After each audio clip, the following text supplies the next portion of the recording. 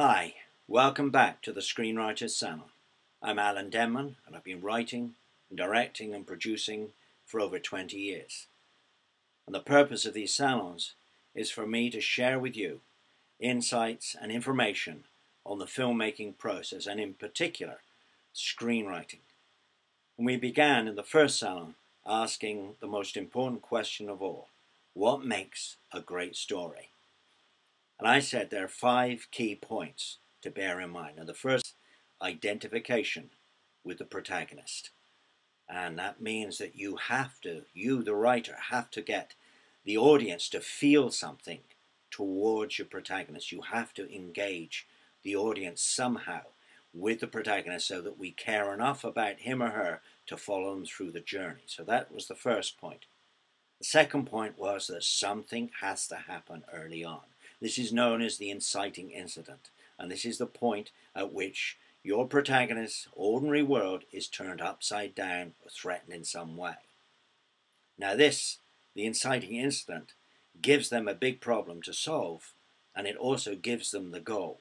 So let's say they've lost all their money. They have to get the money back. They've lost the love of their life. They have to find the love of their life again. So the inciting incident defines the goal. But the next key element is this, and this is what we're talking about today: how to create a great antagonist. It is said that no story is complete without a great antagonist. In fact, your story is only as strong as your antagonist. If there's weak opposition to your protagonist as he or she sets off on their goal, then the story is going to be weak as well.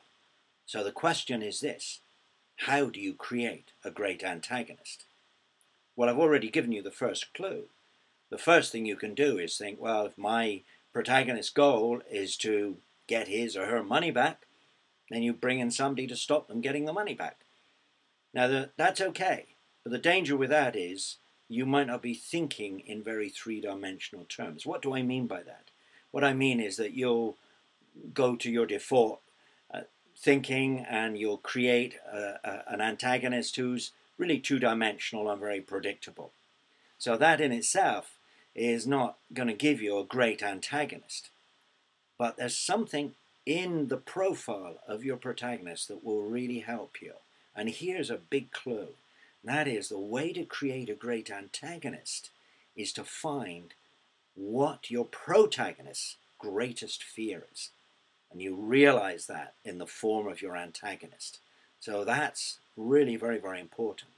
The second point that I would stress is this, and that is that when you create your antagonist has to be as real as your protagonist. It's easy to put a lot of energy and thought into creating a great three-dimensional protagonist with flaws and mannerisms and, good points and weak points and so forth.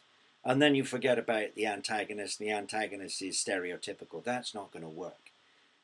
If we want to really believe that our protagonist is going on this journey to achieve a goal and that they're really having a struggle, then you must make the antagonist real as well.